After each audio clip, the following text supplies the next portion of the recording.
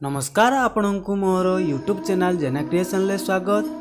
आज ये वीडियो रे आमे देखिबा भगवान माछ स्वप्न माध्यम रे वास्तव जीवन रे घटुतबा किछि घटना को हमको केउ संकेत देथांती, केउ माछ स्वप्न देखिले हमको केउ शुभ अशुभर संकेत मिलता है।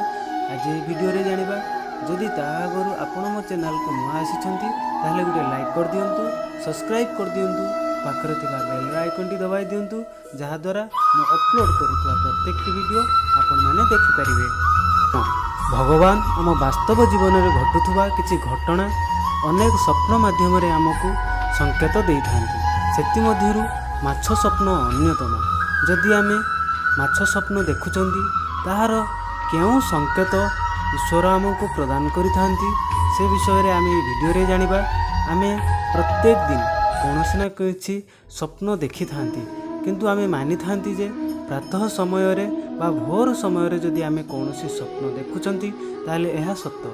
जदि ई भोर बा प्रांत समय रे आमे देखुचंती जे माछ स्वप्न ताले हमको केउ संकेत ईश्वर प्रदान करि थांती देखिबा। जदि स्वप्न रे आपण माछ धरुथिबार देखुचंती ताहले आपण बुझी जिवे जे माता लक्ष्मींकर कृपा आपणक उपरे रही एवं आपणଙ୍କୁ धन प्राप्ति हेबर संकेत मिलुछि। याद्वारा आपण धनवान हो पारती। जदि स्वप्न रे आपण रंग बेरंगर छोट छोट माछ देखुचंती ताहले यह एक अत्यंत शुभ। आपणकर धन संबंधित समस्या दूर हेबा सहित आपणकर भविष्य रे बड़ सफलता प्राप्ति हेबो एवं आपणकर कौनसी समस्या आसीबो नाही। जदि स्वप्न रे आपण बड़ माछ देखुचंती ताहले यह एक अशुभ संकेत। आपण ऋणग्रस्त हेबा सहित सबु बेले भविष्य रे चिंतित रहिबे। जदि स्वप्न रे आपण बड़ माछ धरुथिबार देखुचंती ताहले आपण बुझी जिवे जे माता लक्ष्मीकर कृपा आपणक उपरे रहिछि।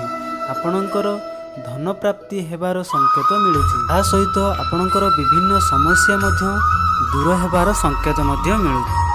जदि स्वप्न रे आपण कला रंगर किंबा धला रंगर किंबा कौनसी गुटिए रंगर माछर स्वप्न देखुचंती ताहले आपण जे कार्य रे अछंती से कार्य रे सफलता मिलिबार संकेत मिलुछि एवं से कार्य रे आपणଙ୍କୁ उन्नति हेबार संकेत मिलुछि एवं आपणक घर सदस्य मानकरे मध्य विभिन्न आर्थिक समस्या समाधान हेबार संकेत मिलुछि। अर्थात आपणक उपरे माता लक्ष्मीकर कृपा दृष्टि पड़ुछि एवं आपणक घरे माता लक्ष्मी वास करिवार संकेत मध्य आपणको मिलुछि। नरे आपण माछ पहरुथिबार देखुचंती ताहाले एहा एक शुभ संकेत।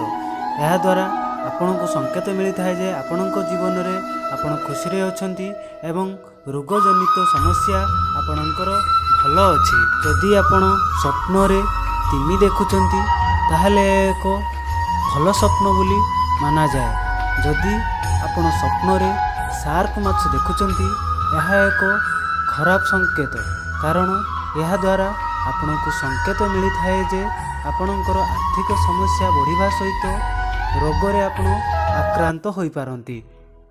जदि स्वप्न रे आपण माछ काटुथुबार देखुचंती ताले एहा द्वारा आपणको संकेत मिलता है जे आपण निजर आर्थिक समस्या निज उत्पन्न करिवे, जहा द्वारा आपण सबुबले दुखित ही रहिबे एवं मन दुख रे दिन कटिबो। जदि स्वप्न रे आपण माछर घर देखुचंती ताले एहा एक भल स्वप्न, जहा द्वारा आपण आर्थिक समस्या रु दूरे रे रहिबे। बंधुगण, यह थिला आपणकर किछि शुभ एवं अशुभर संकेत जहाँ आमको भगवान माछ स्वप्न माध्यम रे आम वास्तविक जीवन रे समान करिथांती। तो जदि ये वीडियोटी आपको भल लगी थाए तेज गोटे लाइक करदे, सब्सक्राइब करदे। रहिली, नमस्कार।